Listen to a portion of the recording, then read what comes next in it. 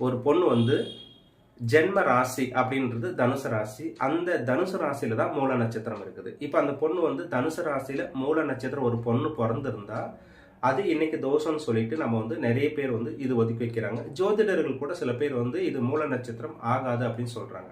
அப்ப இது வந்து முற்றிலும் ஆய்வுக்கு உட்பட்ட அமைப்பு. அப்ப மூல நட்சத்திரம் அப்படின்ற ஒரு ஜாதக அமைப்புல ஒரு பொண்ணுடைய லக்கணத்துல இருந்து கால்குலேஷன் பண்ணணும். அப்ப பொண்ணுடைய லக்கணத்துல இருந்து நேர் 7ஆம் இடம் கணவன் ஸ்தானம். அப்ப இந்த கணவன் ஸ்தானத்துல இருந்து ஒன்றுன்னு கணக்கு போட்டு கணவனுடைய 7ஆம் பாவத்தில், அதாவது கணவனுடைய ஸ்தானம் 7ஆம் இடத்துல இருந்து 9ஆம் இடத்தை நம்ம வந்து கணக்கிட்டு பார்த்தோம்னா பொண்ணுடைய லக்னத்திலிருந்து 3ஆம் இடம் வரும். அப்போ இந்த 3ஆம் இடத்துல கேது பகவான் இருந்தாதான் அது மாமனாருக்கு சிறு பாதிப்பையோ இல்லை தடங்களோ தாமதத்தை கொடுக்கும்.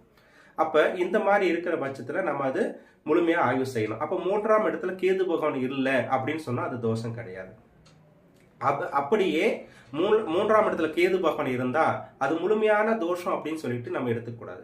அப்ப அந்த மூல நட்சத்திரத்தை எந்த கிரகம் பார்க்குது, சுப கிரகம் பார்க்குதான் நம்ம பார்க்கணும். அப்போ முதல்ல குரு பகவான் பார்த்தால் அது நல்லது, நிவர்த்தி, பாதிப்பு கிடையாது. இல்ல குருவோடே சேர்ந்து இருந்தாலும் அது பாதிப்பு கிடையாது.